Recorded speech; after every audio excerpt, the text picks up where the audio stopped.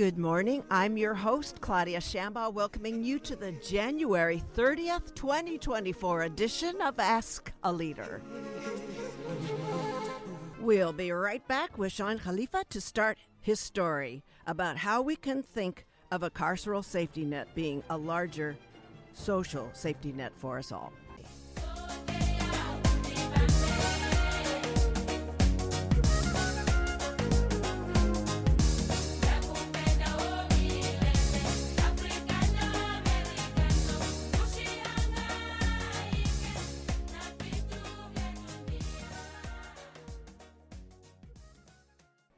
Welcome back to the show. My guest is Shawn Khalifa, an accomplished individual with a remarkable journey, which is getting some nice coverage. Perhaps some of you have read about it in the Los Angeles Times Daily Pilot. Mine was in Sunday's paper. Facing significant challenges in his early life, Shawn's resilience and determination have led him to a series of notable achievements. After graduating with honors as a student of distinction from Southwestern Community College, he's now graduating with a Bachelor of Arts degree in sociology here at UCI, where, as you'll hear, he's deepening his understanding of societal structures and human interaction.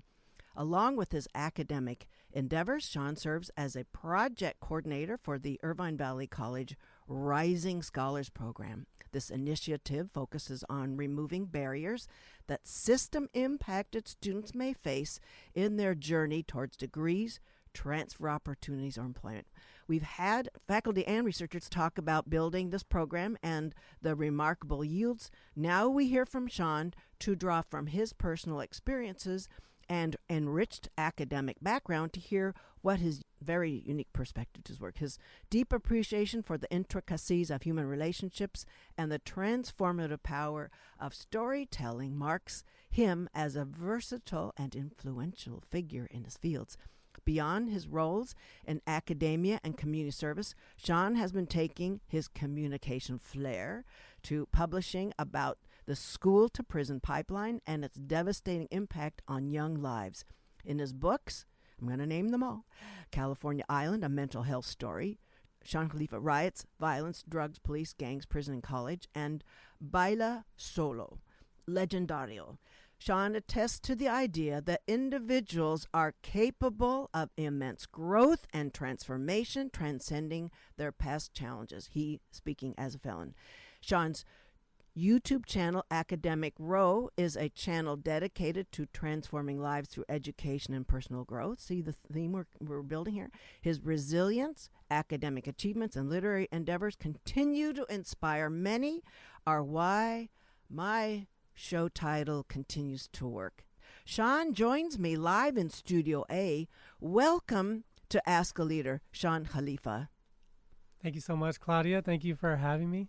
Thank you for being here. Let's begin in the middle. I mean, I'm tippy-toeing around, but I don't mean to, but I'm trying to put our emphasis together in this first segment. We will invariably have to conclude at the top of the hour, and we'll adjourn to a studio to record an additional segment. But let's begin in the middle of your story so we can focus on the institutions. How you were a voracious reader, a student in the confines of detention, including solitary confinement. Let's talk about that voracious reading and your resilience. You're trying to make choices different. You've got a much more mature mind now in detention then. Talk about that transition from then to what you're building to where you are right now. Just pick up where you want to take it. Yeah, thank you so much for that opportunity. I'll just have to take, and just for all of our listeners to know, that was an amazing bio introduction. I crafted a lot of that myself. Yes, thank you.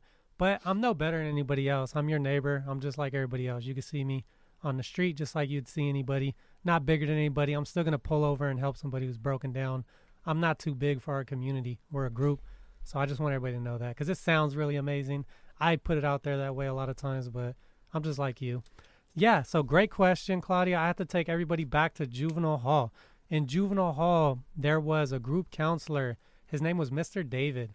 And I remember he had been shot in the head with an AK. He was in the Marines. He was on a mission down to, I believe they went to arrest Noriega. If I'm wrong with my facts, I apologize. This was his story and how he told it. He had a dent in his head, and he always said it was from being shot with an AK. So it earned us instant respect.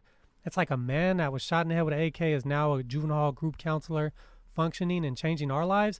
And he handed me my first book to read, and he told me it was a college-level book. And when I was incarcerated, I had been kicked out of every single classroom from the 3rd grade up until the point I was incarcerated at the age of 15. So when I found myself in juvenile hall, I could barely read and write. And this group counselor gave me a book. He said, hey, this is a college-level book. What's the book? Do you remember? The name of the book was The Rape of Nanking. And it was a very tragic story about the Japanese, how they massacred the capital city of China at that time. And the way it was, I don't want to shock our listeners with any details, but if you get a chance to read it, it is history, and you do want to record history and have an understanding.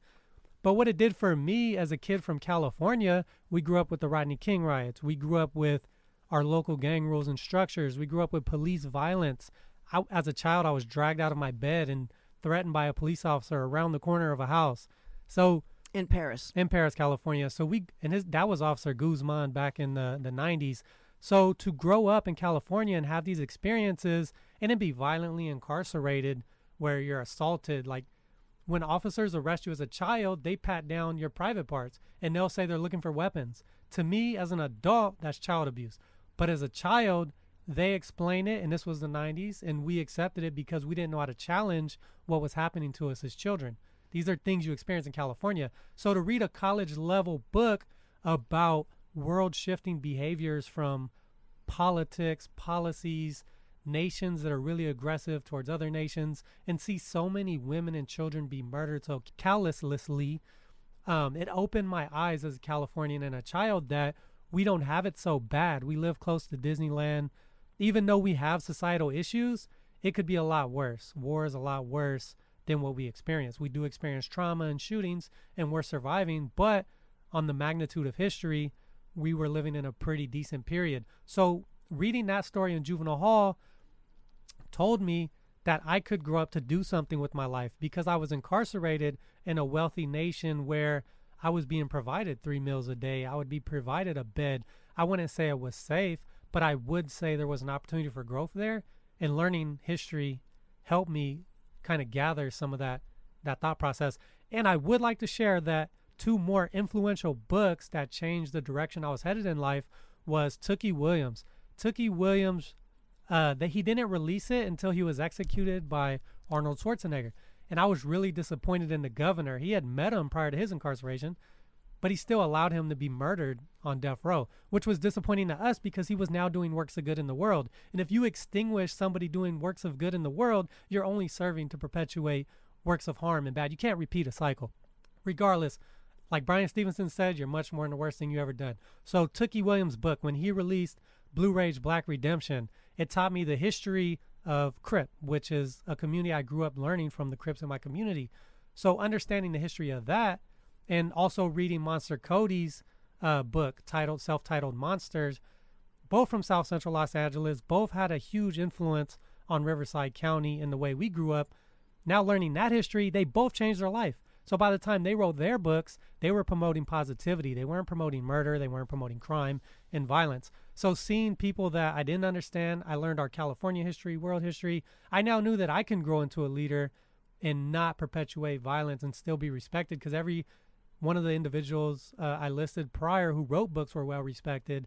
And then the historian who wrote that history was well respected. And the counselors who would come and give us these opportunities were well respected in our eyes. So a lot of that pushed me towards wanting to be a leader. And would you like more detail, or would you like? I'm going to stay out of your way, but okay. I do want to find out, when you were writing your books that are there, some of them are just as recently published as last summer. I mean, yes. So I'm just wondering, when you're writing those books, are you sort of channeling your previous early reading experience and putting that kind of intentionality? And I will beat up the word intentionality. I'm going to have to, because we're going to keep coming on. But if that was, you're conscious of how that had an impact on you, and you're trying to now bring that to others in your voice. Was that conscious, or is that you just? No, that's very conscious. I was 19 years old when I arrived at Pelican Bay State Prison, and Tookie Williams, he had been in San Quentin, but the fact that he could get sentenced to life in prison or he was sentenced to death row, and he was deemed no good for society and he couldn't contribute, he contributed massively to society. He negotiated a peace treaty. His books were circulating throughout Africa to stop some of the issues they were having in their communities. I read his children's books in juvenile hall along with his work after he was murdered. But that's where the intentionality came from. Watching men come before me, they put out a work that reached us in juvenile hall that changed our trajectory regardless if we were getting life in prison or not. So just because I had life in prison didn't mean I couldn't contribute. So when I sat down to write Proposition 21, I was isolated in administrative segregation in Pelican Bay. I initially went to B Yard, which was general population. I found myself on A Yard in building 1 and 2, which is administrative segregation. And that is where I started writing. That's another word for one step up from solitary. Yeah, that's the transition. Is solitary. Sometimes it's better to be in the official security housing unit, which is the SHU, because you come out an hour a day. A lot of times in administrative segregation, you won't get that hour out a day. That's pretty much the county jail for the prison system. Okay. The SHU would be the actual prison system. They have their own legal system within the prisons. It's a world. So back to that, when you were in that particular setting. Yes, when I was in Pelican Bay State Prison, I was in A1 Ad Seg. You have concrete beds.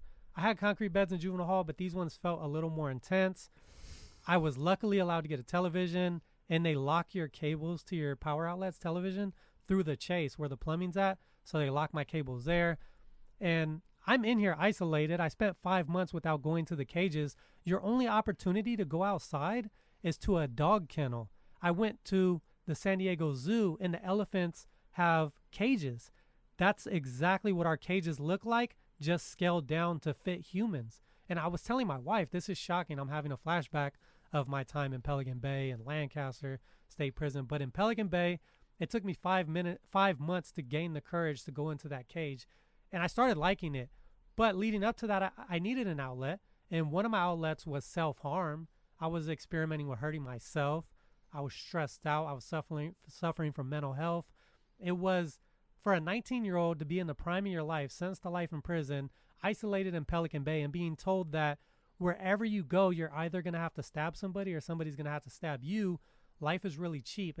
You know that even the correctional officers aren't safe. They fear for their life, and they call you sir as a 19-year-old because they want to be respectful. They don't want to be targeted or have their family targeted, which occurred while I was present. It occurred twice. There was 2 attacks on them where they were stabbed. And amongst my peers, there was plenty of stabbings. So all of this was going into, that became my vow, my release. I am now living with a purpose that if I were to die tomorrow, I would have produced a book titled Proposition 21, which could serve as a guide for other youth in California so that they don't have to take these steps that I took. Wow.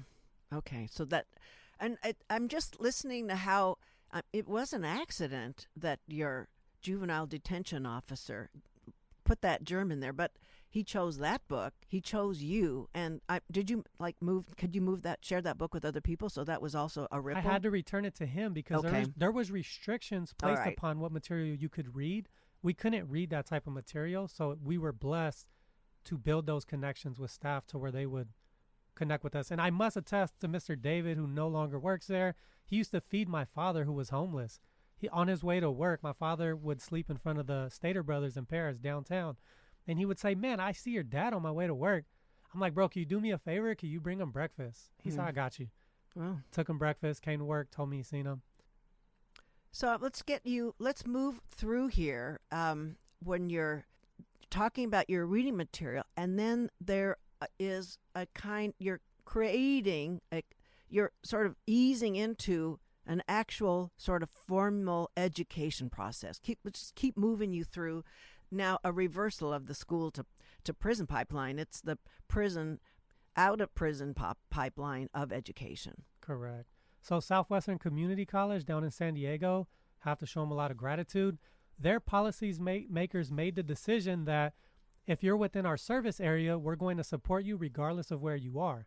A faculty member or that was policy. So that was their I don't know if it was their deans or board of trustees who made this decision. I was incarcerated when they brought it to us, and they told us that because we're in this was the director of their restorative justice program informed us that because, excuse me. So you were, I'm going to clarify too. Please. We were, you're earlier talking about your Pelican Bay, the detention there, and now you're at the Donovan prison in San Diego. We now fast forward, surviving level 4 security prisons, working my way to a level 3, and then they open a brand new level 2 state-of-the-art facility with the intention of providing programs to improve our health, because heal people don't hurt people, hurt people hurt people. So the intention is to heal us here at this facility and transition us into the community. Regardless of our sentence to life or not, they're giving us this opportunity. I benefited because I had been programming and staying out of trouble.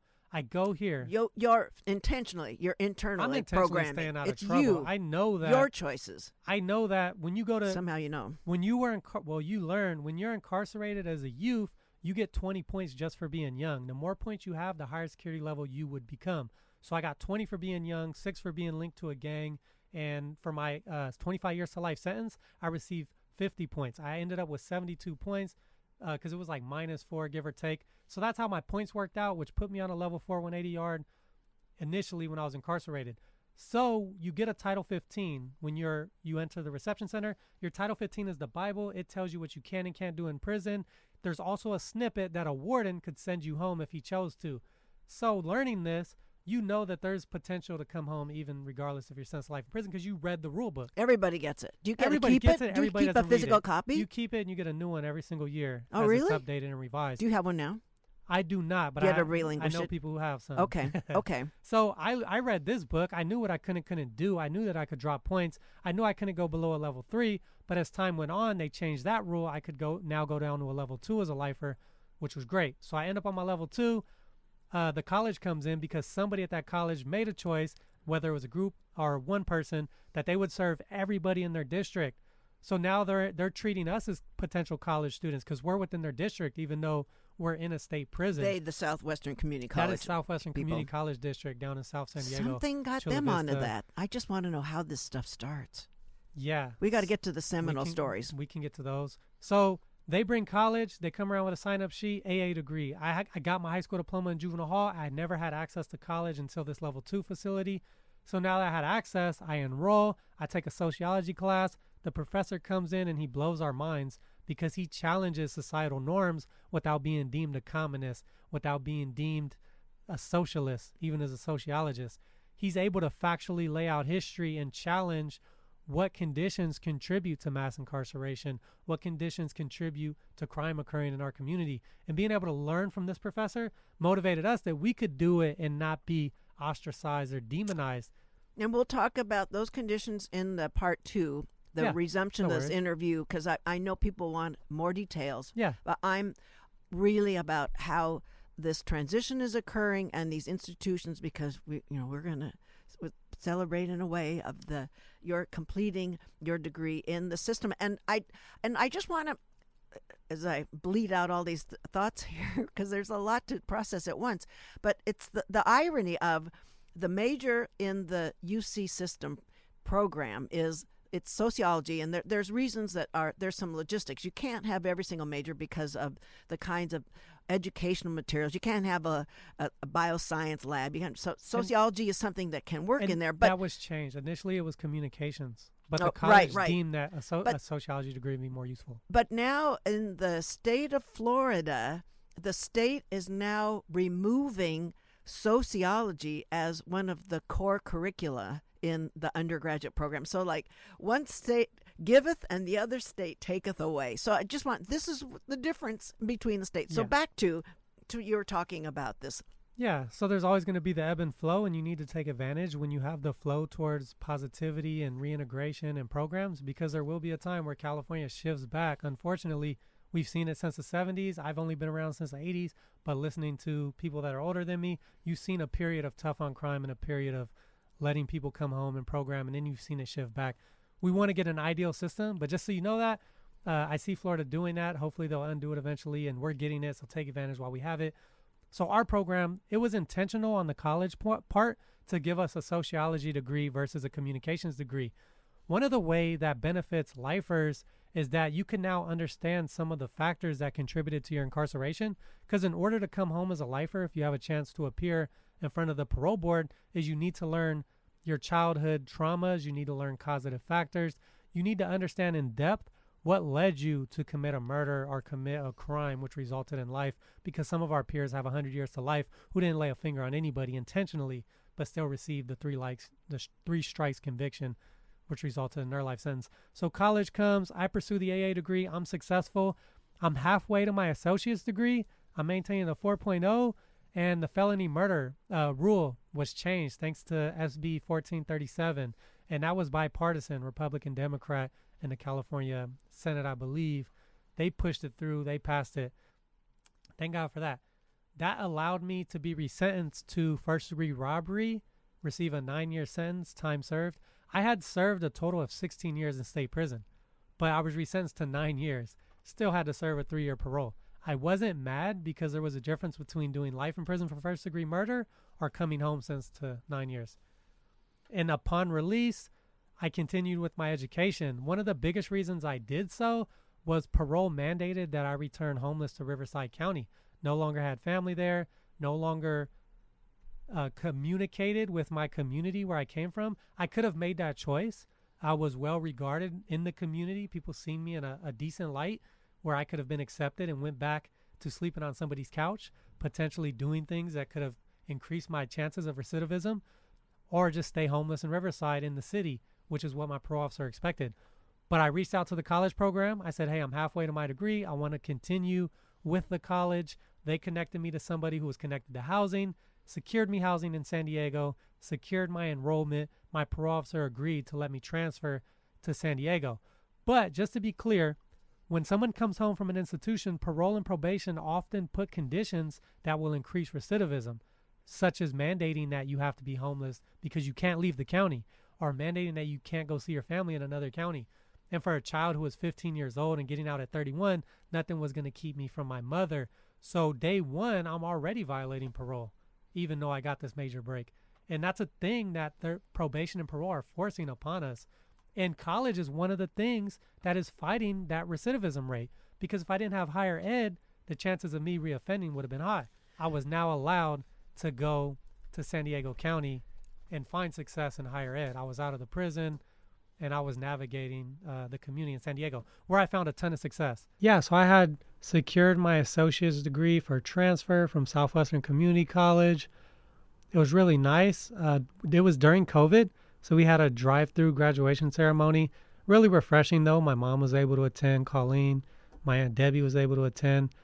It was such a great accomplishment to finally do something of redemptive value that earned me a degree and a certificate, because I always felt like no one could take my degrees and certificates away from me, even though anything I acquired growing up was taken from me. I wanted to work towards something that couldn't be taken, and I felt like I finally accomplished that by earning a degree. And also what it did was it opened up transfer opportunities, and part of the pipeline of being from San Diego State University is promoted a lot.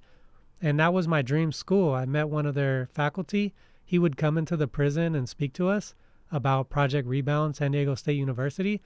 And for our listeners, Project Rebound is the same thing as the UCI Underground Scholars, which is the same thing as the community college's Rising Scholar programs. These programs all exist to remove any barriers a student may face who's formerly incarcerated or system impacted when working towards getting a higher educational degree. So while you're talking about this, there is an overarching theme I want to have you flesh out, from your personal sorts of your own philosophizing here. The redirection of the mind toward education has a way of reorganizing the whole field of the carceral setting. And I'd like you to talk about that. And is it true to say that learning is a contagious social dynamic? Yes. One of my main goals as I apply to graduate programs and I go into this thing of working in the community and doing active research, I want education to be as cool as the gang structure was in my community. I want young men, even if they're from a gang or they're not from a gang, to think of higher education as a cool path. I want to see college represented in rap songs. You see it with worship music. You see Christian rappers want to get into communities and make their music popular as hip hop. That could be derogatory. So I think education could be just as fashionable. And one thing it gives you is a leg up, because as you move forward in your education, your chances of ever being incarcerated go down. Every degree you earn, your recidivism chances go down by about 25%. By the time you earn a master's degree, it's at 0%. And what that does for our community's health overall, you no longer get to validate police. So if you have a problem with law enforcement in your community harassing you, if you have a problem with them profiling you, you can stop validating their presence. They're creating, not necessarily them, but the conditions exist that will allow you to keep recidivizing. And what that does is it gives law enforcement a platform to search you, to arrest you, to violate you. But when you function on an individual level towards earning your higher educational degrees, I've never been stopped, even though it could have happened. And I've had peers who were harassed on a college campus, so I don't want to discredit their experience. But for me, I feel the empowerment of if a law enforcement officer comes to search me and all I have in my pocket is this associate's degree, there's nothing he can do to me but just apologize and go about his way and on his way. And as I even get higher into my educational studies and I'm doing active research, I can study why he approached me in the first place.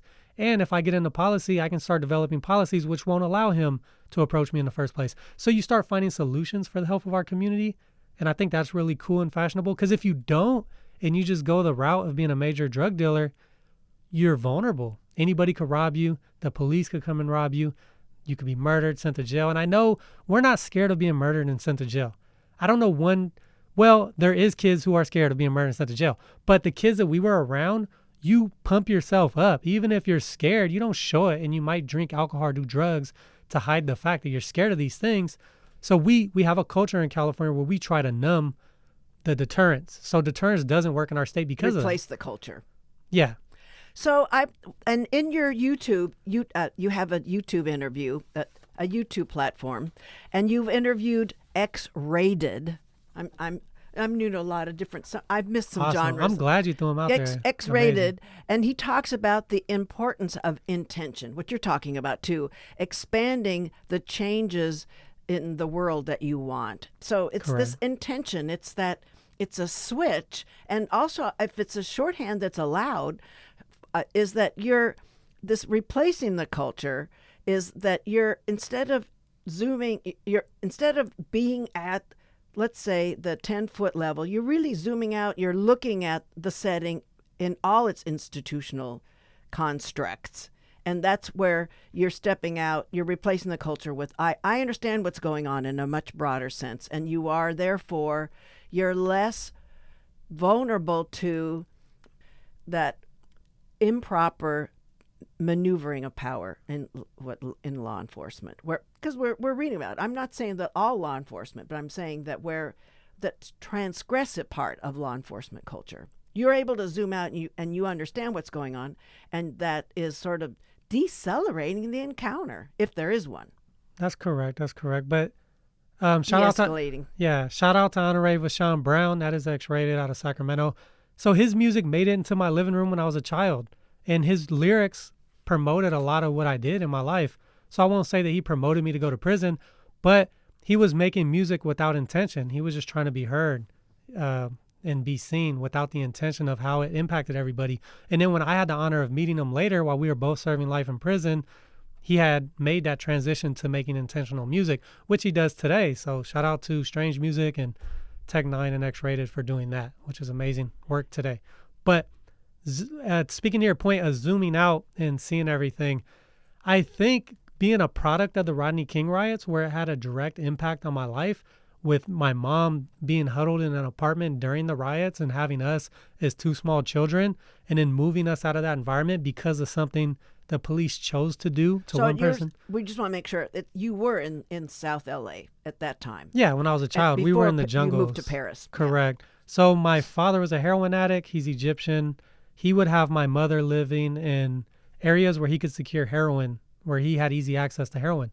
He became addicted. That was his medicine. So he had us living in Venice Beach, which during the 90s, Venice Beach had a lot of access to drugs. Then we moved to West Adams, which is next to the jungles in South Central. And then we officially moved into the apartments in an area known as the Jungles, made famous in the movie Training Day. So we lived there. And when my father was incarcerated, my mom, now a single white mother, was raising her 2 half-breed kids in this environment. And when she would go to work, she would hear other mothers collapse and cry about their child being arrested for murder or being murdered themselves, which was creating a trauma in her life. And she didn't want us to experience that. She didn't know how to necessarily get away from it. And when the Rodney King events occurred and her local store was burnt down, she couldn't go outside. She was watching the events from her TV, which was in her neighborhood. And we had a neighbor recently immigrated, an Asian man recently immigrated to our country. He was murdered by the National Guard. He was out past the curfew. So her experiencing this and feeling this desire to flee, at the same time, tract homes were being developed all throughout the Inland Empire. And she found one in Paris, California, which was $90,000 at that time for a 2-story tract home. The payment on that mortgage was the same payment as that apartment in the Jungles. So she made the transition and move. There's the structural shift. Correct. The ownership, the security. Well, the overarching theme here is the choice of rehabilitative over the punitive carceral system. We dropped that in the first segment, but I want you to talk about it's replacing norms like where you grew up that you're just talking about, to new norms of a much more productive person. You're pretty exceptional, Shawn, and you know so many like yourself, though. So I want to talk about there's 2 side-by-sides. How this changes the persons beside you in the carceral setting. And in preparation for this interview of several weeks ago, you talked about learning side by side with one of your correctional officers. And so I want... you're talking about when I paroled and when I you was paroled working. there. But there's all these... Yeah. So this whole rethinking rehabilitation is there's all these opportunities where you, the exceptional person, and there's a good chance maybe the guy on either side who's also exceptional just needs to be accessed, and all the way through the HR setting where you're getting processed along with a person who used to be a correctional officer for you. So I guess I want you to talk about how that culture is contagious that we were talking about before. Contagious, it validates what is the potential in those people on either side of you in any of these steps along in this transition. Yeah. Working to understand your question, I can speak of no disrespect. It was a great question. It brings to mind for me that there is inequalities in our community. So if an individual is growing up and he doesn't have the structure that says, because just know, if you have parents that are doing well and they have a higher level of income, their child is more likely to be in structured events to where their parents can intentionally influence their path that their children take. And if you're in a community where parents have less income, even myself, me and my wife are poor, we have a baby now that we have to drop off our little daughter, Naima, at it's not a random house, but because we can't afford decent childcare, we just met somebody for the first time yesterday who lives in a trailer who never invited us in their house. And they're saying, here's this great deal. We'll watch your baby for like $100 a week. But when you learn through my life that if it's too good to be, like if it's easy, it's not worth it. It could be too good to be true. And I'm against it. So I'm thinking that I don't know how we're going to pull off childcare to continue working, but that's one of the issues we face now. So just sharing that if you have higher income, we wouldn't have to face that. I can have my other daughter in a toddler center where she could be developing like our previous daughter who got into the Irvine's Toddler Center because there's a waiting list. So we're just not there at that point. But that just gives you a picture of a child growing up in our community. His parents are in a situation and he doesn't, or she doesn't get to decide what situation they are in. And if they don't have these structured activities, sometimes other adults in the community provide these structured activities. For instance, I was able to smoke as much marijuana as I want from the adults in my community. I was able to participate in robberies. And I remember having this bank robbery opportunity where an older guy told us, I scoped out this bank. We can go rob it. All you guys got to do is go in with the weapons. I'll grab the money. We were children. I was either 13 or 14 in the apartments in Paris, California, which to us, that was like our projects, this pink apartment complex we called the Pinks.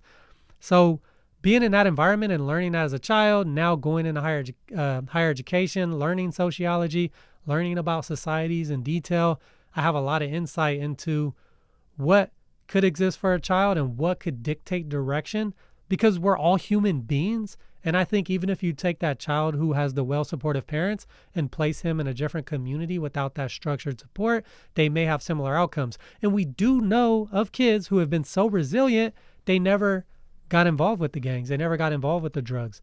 We know that from our communities. We had juvenile hall staff that are from our communities. I had correctional officers in Lancaster's prison who were from neighborhoods. They would affiliate with the gang that was from that neighborhood, because that's part of Los Angeles culture, is to affiliate where you live, because you're considered a part of that group even if you've never been put on. If you live over there, people are going to say, oh, he's from there. He's from there. It's culture. It's culture. It's deep. Yeah. And it's Never pretty much what we forget it. experience in California. It's prominent. Everybody doesn't see it, but it's part of our experience. So the ripple effects you're talking about, it's from the person that's been in detention. The ripple effects continue to affect family members, as you're also talking about, and the ripple effects to the community. So when you're talking about recidivism is reduced to zero with an advanced degree that a formerly incarcerated person may have accomplished, then the ripple effect in the community is you're saving people public resources that are finite, and we can put those resources in something else than in a very expensive carceral system. And this would be a good point for me to reiterate that we do more for, and please, if you're a victim of a crime, don't be offended, but we do more for victims of crime than the district attorney's office by having higher education programs at colleges. Your district attorney office, they may have a stated vision that they support victims, but when you see the tangible results of criminal proceedings, they're protecting the state, and they're protecting the law, and they're protecting the legislation, which is protecting interests of corporations and companies. So if you're a victim of a crime, you don't get your house rebuilt. You can never have your loved one back.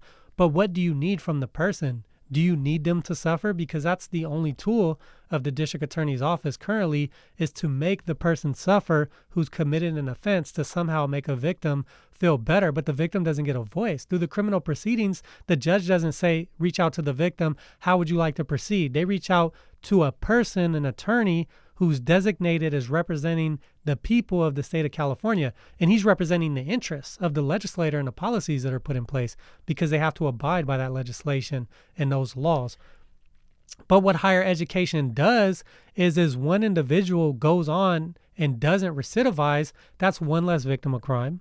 And then as somebody with a master's degree who has a zero recidivism encourages other students from our community to also progress in their education, that's more victims of crime that we don't have in our community.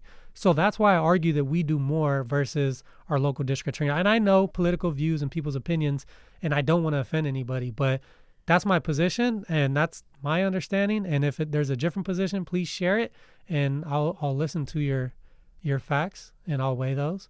But until I learn more than what I've learned, I already know, then that's my position until we have that conversation. And I appreciate your bringing in, because in preparation for this interview, I've been wanting to know, so where does the victim sensibilities get addressed? Because they are the spokespersons for any kind of carceral reform, and that you can undo the argument by saying when you reduce recidivism, you have fewer victims. Which is tangible results of no victims of crime. And it's up to us, because let me just explain this. This should be really clear. Hurt people hurt people. I take somebody who has experienced a lot of trauma. Most individuals who are in institutions have been victims themselves. I don't have the numbers in front of me, but the statistics was really high. Yeah. So if you have someone who was a victim, that's one victim, they go out and they make another victim, and then they end up incarcerated, and then your correctional officers in the system make them a further victim, whether through a correctional officer aggression or promoted peer-on-peer violence, then you're just hurting somebody, and they're coming home. 95% of everybody inside of an institution in the United States of America is coming home. So knowing that 95% of us are coming home, do you want somebody who's hurt, who may come out and create another victim of crime? Your district attorney has never addressed this. They don't talk about that. That's not their angle. They're more about convictions and perpetuating their success in their field by gaining convictions. But us, on the other hand, in higher education, promoting zero recidivism, we're taking these tangible steps of working with perpetrators of an offense to ensure that they don't reoffend. We want to heal our peers so that there's no more victims. To me, that's tangible results versus a stated intention with no tangible outcome. Thank you for that. And it's certainly a filter through which we can be hearing all kinds of district attorney candidates that are speaking during the primary election that Los Angeles and our district attorney in Orange County is always running against the incumbent district attorney as that kind of blunt instrument, sort of blunt analysis about the carceral system. So I would like to close with you talking about now your transition after getting your Bachelor's of Arts at UC Irvine, and where are you going to go from here? Thank you so much. That's a great question. So currently I was fortunate to be hired to develop a Rising Scholars program at Irvine Valley College. The reason that's an honor is because I'm a product of a Rising Scholars program at my community college in Chula Vista, Southwestern Community College. I also went through Project Rebound San Diego State University, currently an underground scholar here at UCI. All of those programs are similar to what we're developing. They're actually the same program that we're developing now at a community college in Irvine. We didn't have this before. Irvine Valley College. Irvine Valley College. We did not have this program before in the South Orange County Community College District, which consists of Saddleback, ATEP, and Irvine Valley College. So we now have 3 campus locations. But at IVC, the one that I'm responsible for, I'm working to instill a lot of what I experienced as a student into how I'm going to support our students as staff. Because one of the intentions, we are grant funded, so one of the intentions of the grant for developing our program is that we're student-centered, focused, and developed. We need to make sure that our policies and practices to support our students come from the needs of our students directly. So we have monthly meetings, we have a peer mentor position, we have a student voice whose responsibility it is to directly influence our policy and what support we offer our students. And that's what I'm currently doing at IVC. I've also applied to graduate studies here at UCI. In which program? So I received an interview with our Masters of Public Policy, which I'm hoping to be accepted to shortly. I will hear back hopefully in the next couple of months. I applied to a PhD in education, which I would also like to. I haven't received an interview for, but if you're listening to this, call me.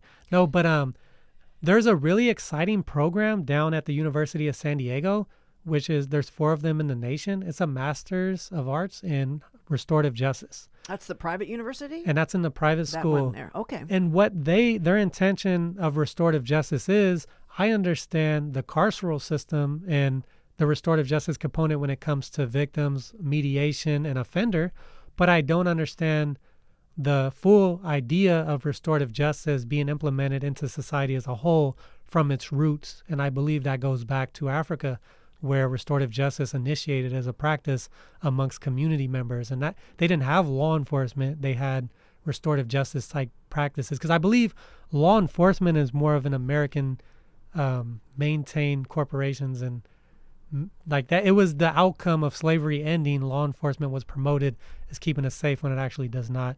And it's interesting. It was the sheriff's system. Yeah. To bring slaves back to the slave owners. Yeah, and that's no shot at current sheriff departments or police departments who are working to make this thing work. All it is reciting history. Because as I learned in juvenile hall by getting a history book, you want to know your history to know where you're going. And I want to know your history to know how to improve your department how to improve my program. It's not a show unless we give out takeaways, assignments for listeners. Have at it, Shawn. Yeah, thank you. Well, if you did listen to this entire podcast, I really appreciate you giving us your ear. Your ear is an active participation in improving our community as a whole. I want to let you know that the individuals incarcerated today, such as Lakeith Smith, 15-year-old, he was sentenced to 30 years, and they feel like that's a deal when the police murdered his co-defendant. So children like that are currently incarcerated. This could happen to any of our children, and it could happen to you. We had David Min, I believe he was arrested or he was pulled over and charged with a DUI. So not to be political, our get too much into politics, but it can happen to every single one of us. And we don't want to hide what reality is. Us as American citizens, if you're the focus of law enforcement attention and a district attorney's office, you could be arrested, charged with a crime, and prosecuted whether you did it or not. A lot of us do offenses, and we're incarcerated for it. So with that in mind, knowing that we all can be incarcerated, be mindful of the people that are currently incarcerated. There's over 1 million of us currently incarcerated in American jails, juvenile halls, and prisons, and INS facilities, detention facilities across our country. Those individuals are not bad. They're not different from you. They are our children. They're our friends. They're our brothers, our sisters, and our parents. They're our neighbors. So I would like you to look at them in that light. And when it comes down to voting, it comes down to a policy, I want you to be active and vote to support programs, initiatives, and policies that ultimately improve the health of our community, which are higher education for the currently incarcerated and rehabilitative programming. Thank you for wrapping it all up in that pitch there. So you've talked about the Underground Scholars Program, but what is your particular role in UC Irvine's Lifted program? It was such an honor to find myself at the University of California, Irvine, knowing that they actively, Kermit Ryder and other faculty here on campus, started a program which offered a bachelor's degree to the currently incarcerated folks down in the R.J. Donovan Correctional Facility on Echo Yard. I was on that facility. I was working towards my associate degree there, and I was in the pipeline to be a part of the Lifted program because while I was incarcerated there serving life in prison, everybody spoke about a bachelor program arriving from the University of California, Irvine. We were all really excited about it. I was even more excited to have my life sentence taken away and released. So as I continued my education in the community, I find myself at UCI pursuing my own bachelor's, and the Lifted program starts, and they asked me to be a peer mentor for them and go back into the prison and work with our fellow students who are currently incarcerated. So when they invited me, it was an honor to go back to the prison yard I paroled from and give back to those guys as a volunteer, supporting them. We have a summer project that we were working on. Shout out to Michelson for their grant to develop a summer project where the currently incarcerated cohort. Whose grant again? It was from the Michelson Foundation. The Michelson Foundation. Okay. So thankfully, they provided us with the funds to hire myself and another student, Tatiana Hazelwood, and they brought us in as peer mentors. And we developed a summer project down at the prison where our currently incarcerated cohort would facilitate an activity, event, a workshop, something that would improve their community, which is the currently incarcerated community on that facility. So it would extend beyond just the students, and it would impact whether it's staff on that facility or other residents who live there. One of the things we decided to do was a 5K walk, roll, and run for at-risk youth addiction.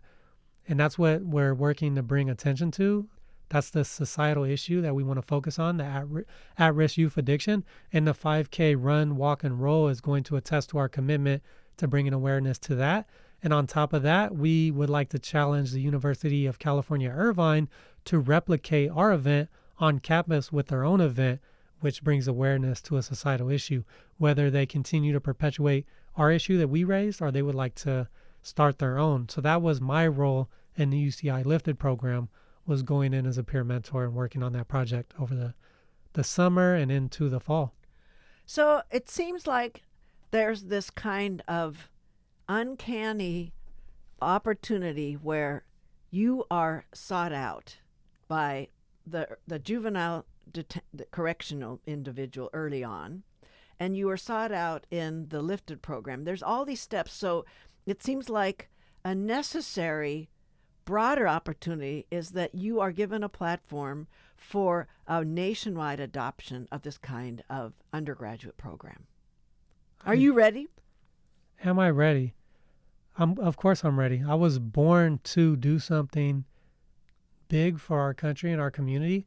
Whether I would have initially, this is what I share with my friends who come from the same community as me. And by same, there are sections within our community. So if you look at CRIP as an umbrella, we have sections. So coming from that particular section, I was living and dying for a limited group of individuals in our community. So when I meet my friends from that limited group in the community, the advice I give the younger individuals from there or older individuals, because that's where we originate. It's not like I'm currently from there and active, but that's my origin story. So having that origin story, I share with individuals that now we get to live and die for doing something good. We were going to die for the negative stuff we were doing. So now it's an honor to live and potentially something negative happen for doing good in the world. So if it's a national program that I'm able to help, or other states, other states that are adopting the template, because there's no national university system, but just basically to wrap it up, I'm saying that I'm willing to push it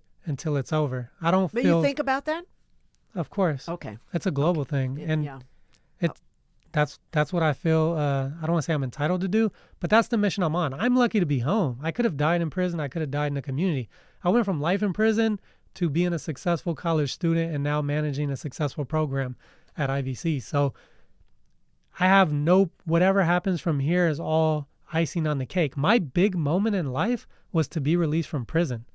That's what I pray for day in and day out. God, if I just get to go home and if I pass away in a nice, comfortable hospital bed, but I'm in the community, I'm happy with that. Thank you, Jesus. So now that I'm in the community and I'm finding success, I'm ready for whatever comes because of that, because I feel very fortunate and grateful to even be here. Thank you so much for having me, Claudia. I appreciate your platform. Much continued success at UCI as you continue with your radio show. Thank you. My guest was Shawn Khalifa, a student with the Underground Scholars Program at UCI, who was released prior to UC System's Lifted program. He'll be graduating this summer. So thank you very much. All the best and good luck. And maybe I'll get to see you march in the School of Social Sciences is the school you'll be in. Correct. Okay. Correct. Good luck. I would love congratulations. To see you there. Thank you so much. Can't wait to hold my children while I graduate in both arms.